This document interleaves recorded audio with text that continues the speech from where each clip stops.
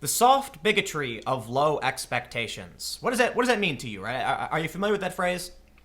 We got a story pulled up. Keep that phrase in mind.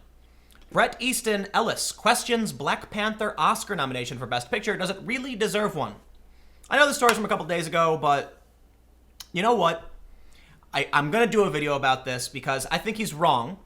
I do believe that people are hyping up Black Panther to a ridiculous degree because they're virtue signaling racists, right? It's a lot of white, progressive, wealthy people who are, white savior types who think they're better and, oh, how good for them. That's the kind of attitude they have. It disgusts me. I will also point out that I think Black Panther is an absolutely amazing, amazing movie.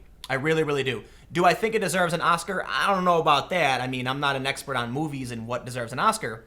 But trust me when I say there's a good reason why I think Black Panther is a great movie. And look, in terms of the structure of the film, I think it's so-so. I get 6.57 out of 10. The reason why I think it's so good is because how they contrast an ethno-nationalist, T'Challa, against an ethno-globalist. They're both kind of awful ideologies to different degrees. And the way they made this film, I was really, really impressed because a lot of people, you knew the social justice, identitarians were going to jump all over it, and they did. And that's what I would also agree with the criticism of this. But they did it in such a way where they literally had the far left types rooting for an ethno-nationalist. That blew my mind. And it kind of revealed something interesting about these people. That they literally would agree with the alt-right's position so long as the country isn't a white ethno-state. But let's read the story, and we'll get into all that stuff. Bret Easton Ellis questions Black Panther. There is no one out here in La La Land I've met who thinks Black Panther is that good as a movie, says American Psycho author. Screenwriter, director, and American Psycho author Bret Easton Ellis wonders whether Black Panther deserves its Oscar nomination for Best Picture and thinks Oscar voters are supporting it for the sake of diversity, not because it's especially good. And in my opinion, that is one of the most egregious offenses you can do as a racist, okay? Obviously, murder, all these things, slavery, lynching, segregation, those are way, way worse. But in today's day and age, those things exist and they're bad. But this is a massive cultural scale, right? This is a different kind of aggression, of violation. To prop up movies that you don't think are good because you're the white savior is extremely racist and it will have negative consequences on actual diversity. Because what happens? This guy's claiming that in LA people don't like the movie. They know it's bad. Okay, that's not a good thing. What you're seeing then is people propping up a film that doesn't deserve it or they think doesn't deserve it simply because they're racists, right? So what does it mean for the future of good film? What does it mean for people who want to make a good film? What does it mean for a black director? What does it mean for any other minority director who wants to make a film with a diverse cast, not just an all-black cast, right? They have to overcome the fact that these people are just so full of themselves, they would actually call a movie where everyone's primarily the same race diversity. Isn't that weird? Ellis often speaks about the film industry in a way that doesn't endear him to the Hollywood left. In 2012, he apologized to Hurt Locker director Catherine Bigelow for suggesting that she had only won Oscars because she was a hot woman. Wow. He has also expressed amusement at widespread Hollywood revulsion towards President Trump, though he has stressed that he is not a Trump fan.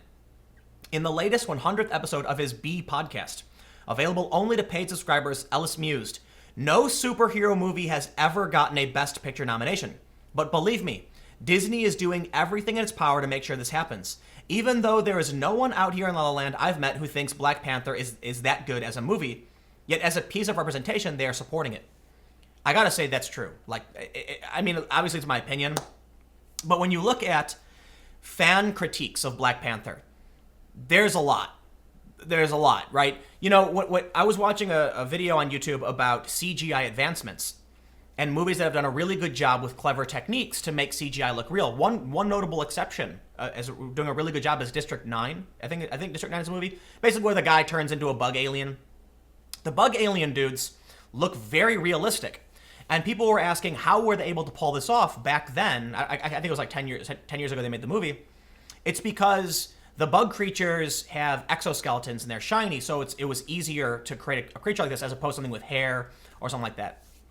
When you look at the CGI in Black Panther, it's really apparent, and the fight scenes looked really, really bad. And I'll say this too, the Captain Marvel trailer, that scene when she's in space and she turns and then fires a photon blast, it looks awful. You know, maybe it's good, maybe I'm just, maybe I'm spoiled when it comes to CGI, but I thought it looked bad. So the point I'm trying to make, in Black Panther, people have criticized the CGI, they've criticized the story, but here's the thing. Do I think it's the best picture? Do I think it's one of the greatest movies of all time? No, but I want to point out the politics of it are fascinating. Like, what I was mentioning earlier is that a lot of people thought it was going to be an overt SJW film.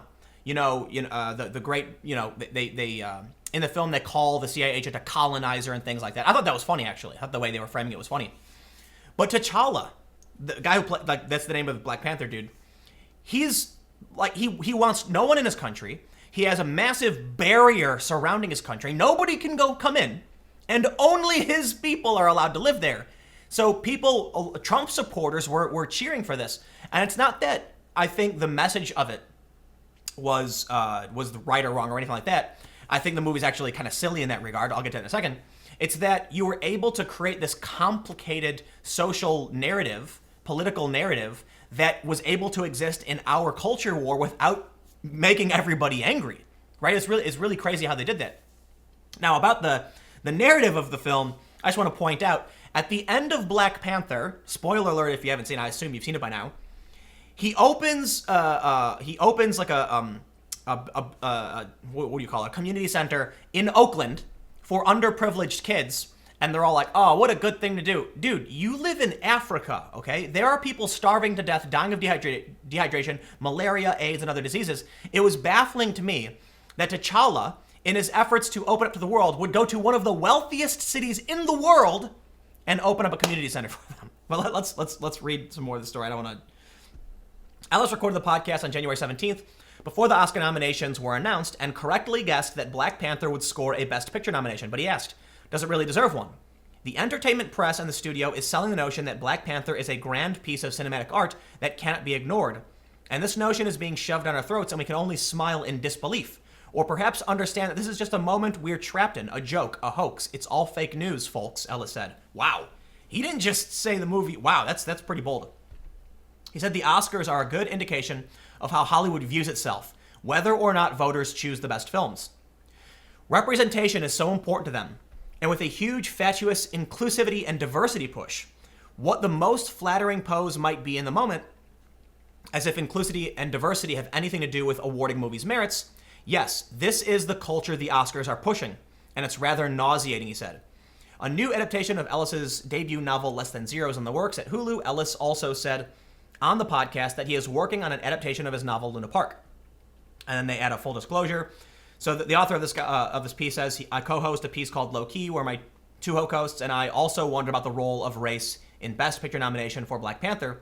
We arrived at different conclusions than Ellis did, and then he promotes it. So, look, first of all, I am rather surprised that it has been 2 or 3 days, about 3 days, that this statement has come out and this guy hasn't been called alt-right. Maybe he has. Maybe I'm missing that. I'm surprised he hasn't been dragged through the coals. But here's the thing. This narrative isn't new, okay? People were saying this when Black Panther came out. They were saying this like a year ago. I don't remember exactly when Black Panther came out, but I know that people have been talking about this. A lot of people said the movie was bad. I don't think the movie was bad. I thought the movie was good. It was a Marvel movie. It was well done. I actually really like a lot of the concepts and the structure and how it fits in the MCU. And I just think, I just think they did a really good job of the political narrative of making, as Sargon of Akkad called it, Richard Spencer versus Adolf Hitler, right? That's what was hilarious about it. You have the social justice left cheering for this. It brings up an interesting point about ethno-nationalism, where they're rooting for T'Challa, but I guess at the end he does open up his borders, so they're like, see, he changed. But anyway, I did a quick Google search on people calling it out, and this is from February of 2018. It's from last year, and they said, is Black Panther really that good? But what's interesting is at the bottom, there's this one thing I wanted to point out. They say, I'm assuming they're quoting something. I don't know what this source is. I don't know if it's legit, but they wrote this up. They said, we fell for this gimmick.